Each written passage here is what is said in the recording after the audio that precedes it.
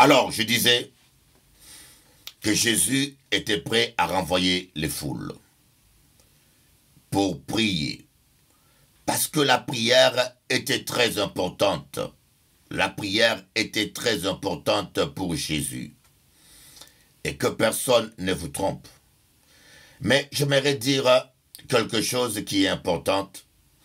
Quand nous parlons de la prière, je ne parle pas de récitation de versets, de lecture. La prière n'est pas qu'une lecture des écrits. Plein de gens lisent des écrits. Ils pensent que prier, c'est ça. On a tellement mystifié la prière. Je vous dis, on a tellement mystifié la prière que la prière est devenue compliquée. Il n'y a pas de position pour prier. Sous la loi, il y avait une position où on devait prier. On devait prier à genoux. On devait allumer des bougies. Toutes ces choses, allumer un chandelier, c'était prophétique. Ça avait une image. Vous voyez, le chandelier qui était l'image du Saint-Esprit. Vous voyez, le chandelier était prophétique. Mais aujourd'hui, on n'a ni besoin de bougies, on n'a ni besoin de lampes, on n'a ni besoin de parfum, on n'a pas besoin de l'encens. Toutes ces choses-là, c'était des pratiques qui étaient sous la loi de Moïse. Aujourd'hui, on n'en a plus besoin. Ce n'est plus obligatoire. Et deuxièmement, il n'y a pas de position spécifique. La position à genoux est une position d'humilité qui exprime une soumission à Dieu. Voyez? Mais aujourd'hui, nous prions Dieu en esprit et en vérité. Vous pouvez prier debout ou assis, mais votre esprit est à genoux. Maintenant, c'est dans l'esprit, en esprit que nous prions Dieu. Être à genoux symbolise simplement être soumis à Dieu. Voyez, être à genoux veut dire je suis soumis à Dieu. Ma volonté est courbée et soumise à la volonté de Dieu. Vous pouvez prier à genoux, mais sans être réellement soumis à Dieu. Donc, prenez la position qui vous est facile. Quelqu'un m'a dit, Bishop Eli, j'arrive pas à prier parce que j'ai mal aux genoux. Alors, priez assis. Vous pouvez même prier couché. Voyez? Mais la condition, le conseil que je vous donne, c'est parfois de prier à haute voix, même quand vous êtes seul. Pourquoi? Quand vous priez à haute voix, vous êtes plus concentré. Mais certainement, quand vous allez grandir spirituellement avec l'expérience, vous pourrez prier dans le silence. Même au lit, les gens pensent que vous dormez, mais vous priez dans le silence. Mais ce genre de prière est conseillé à des gens expérimentés. Parce que quand vous n'êtes pas expérimenté, vous pouvez vous déconcentrer. C'est pour cela que la prière faite à haute voix est une prière bonne, surtout pour les débutantes, parce que vous êtes deux fois concentré à ce que vous dites. Vous pensez à ce que vous allez dire et vous dites ce que vous pensez. Vous êtes deux fois concentré. Amen.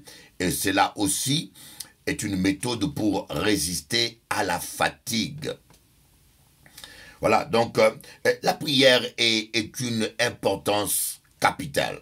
Regardez bien, et quand je parle de la prière, je parle de la prière, non du monologue. La prière est un dialogue, ce n'est pas un monologue, c'est un dialogue. Prier, c'est parler avec Dieu. Exprimez simplement ce que vous avez dans le cœur.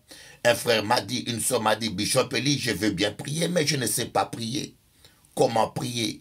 Et ce n'est pas l'éloquence qui touche le cœur de Dieu. Dieu n'a pas besoin de belles phrases, de la poésie, non.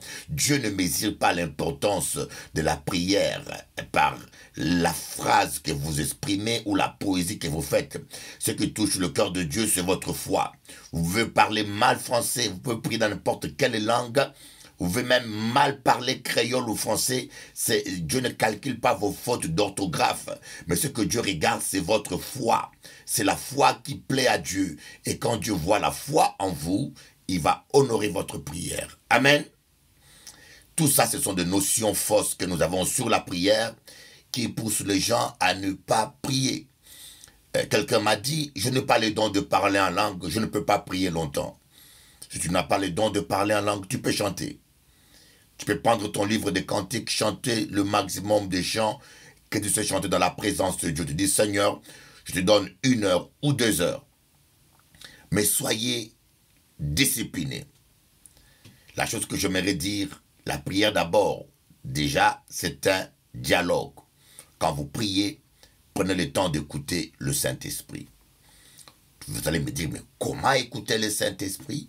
Moi, pas savent comment écouter le Saint-Esprit. C'est ça le problème. Ne vous posez pas trop de questions. Quand vous priez, je vous dirais autrement, prenez un temps de méditer. Prenez un temps de lire la parole de Dieu et de la méditer. Vous voyez, tu lis la parole de Dieu et tu la médites.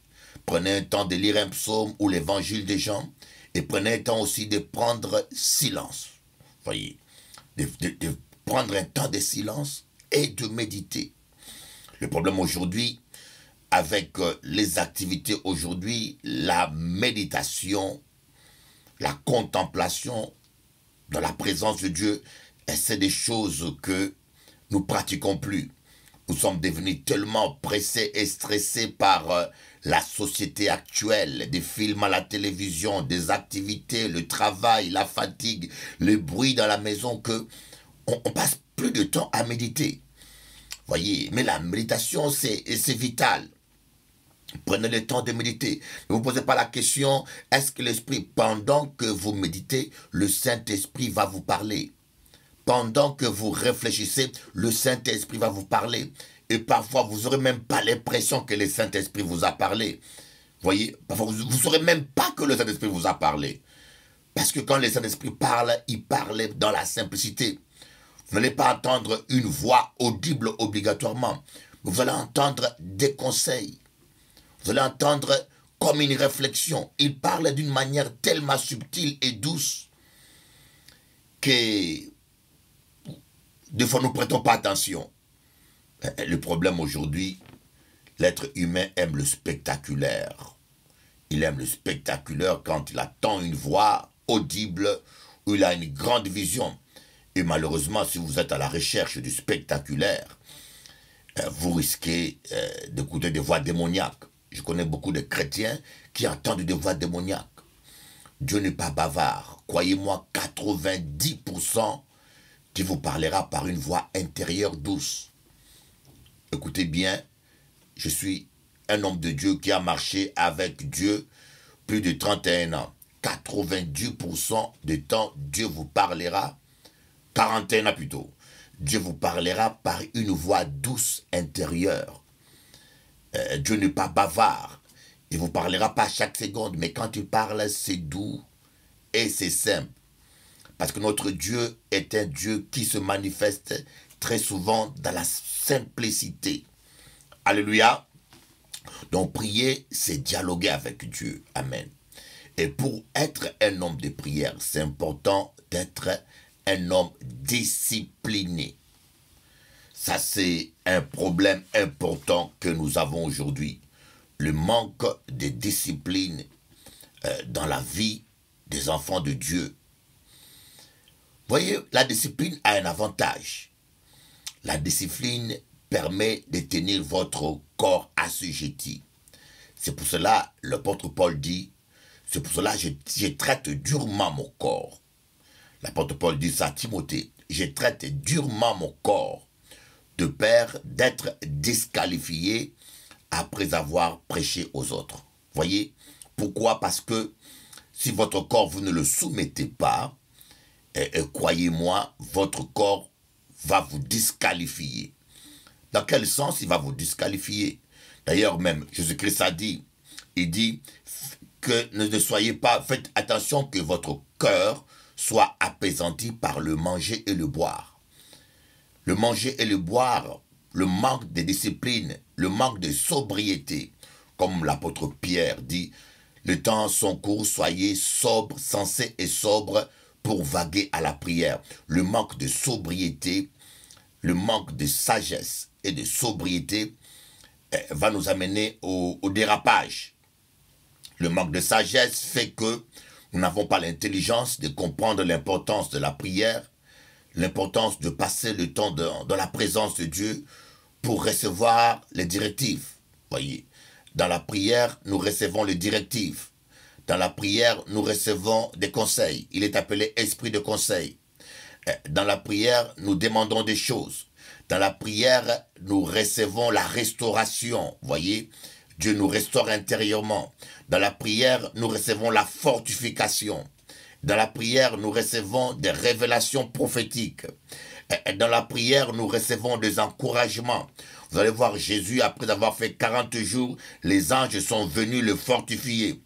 La prière, c'est quelque chose, vous voyez, les gens qui ne prient pas, vous allez voir et constater même qu'il y a des pasteurs qui dépriment, des chrétiens qui dépriment. Pourquoi? Parce qu'ils ne sont pas des hommes et des femmes de prière. Donc, pour vous dire que pour être un homme de prière, ce n'est pas, moi je connais des gens qui sont inconstants, un jour il prie 5 heures, un jour il prie 10 minutes, un jour il prie 12 heures, un jour il prie 1 heure, le lendemain il ne prie pas du tout, 3 jours après il ne prie pas du tout, 4 jours après il prie 5 heures, 2 jours après il prie 8 heures, après il ne prie pas du tout un mois. Ça c'est l'inconstance. La prière doit être faite avec constance. Vous devez être constant dans vos prières, pas inconstant. Et la constance exige la discipline. Quand vous êtes discipliné, la discipline est, comment je vous dis, la discipline c'est comme le digue d'une rivière. Vous voyez, le digue d'une rivière empêche à une rivière de déborder et d'inonder la ville, n'est-ce pas? Quand on fait un lit, on fait des bonnes digues, la rivière coule dans son lit et le digue empêche la rivière d'inonder et détruire des maisons. Et notre corps aussi a besoin de la discipline pour qu'elle ne puisse pas déborder, vous amener à faire n'importe quoi. Pour la vie des prières, vous devez apprendre à prier aux mêmes heures, comme Daniel priait le matin, à midi et le soir aux mêmes heures. Vous devez apprendre à prier aux mêmes heures. Vous devez discipliner votre corps à prier le même temps minimal. L'importance de cela, c'est que lorsque votre manière de prier va être répétitive, cette habitude deviendra une coutume. Et après, cela deviendra naturel. Vous allez même vous rendre compte que 1 heure va passer trop vite pour vous. Moi, j'avais commencé à prier 1 heure, 2 heures. Jusqu'à un moment donné, je commençais à prier 4 heures, 5 heures. Et je me suis rendu compte même que prier 5 heures était tellement facile. Pourquoi? Parce que c'est l'habitude. Avec les habitudes de prier en constance, vous allez voir que la chair deviendra comme votre allié. Cette chair qui est faible, elle sera dressée pour devenir un allié dans votre vie de prière. Vous n'aurez plus à vous efforcer de prier, mais cela deviendra naturel. Cela deviendra un plaisir. Amen. Donc pour mener une vie de prière efficace, il faut la discipline. Voyez, je peux vous dire, j'ai déjà constaté l'importance de la prière dans le combat spirituel. Dans le combat spirituel, je peux vous dire, j'ai constaté, je fais beaucoup de délivrances. Et partout où je vais, je fais toujours des délivrances.